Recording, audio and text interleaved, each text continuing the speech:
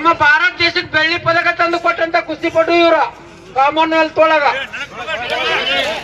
ಒಳಗ್ ಬರ್ರಿ, ಸದಾ ಶನದ ಆಶೀರ್ವಾದ ತಗೊಂಡ ಹುಡ್ಚಾಮನ ಆಶೀರ್ವಾದ ತಗೊಂಡು ಹೋಗ್ರಿ.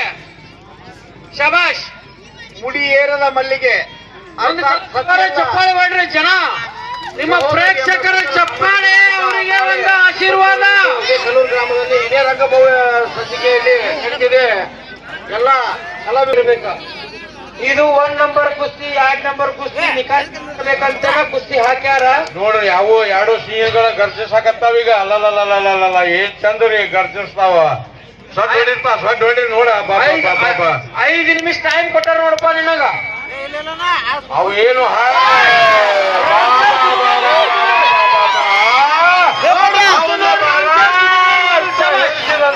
ಒಳ್ಳೆ ಕುಸ್ತಿ. ಹೌದಾ ಬ್ಲಾಕ್ ಟೈಗರ್.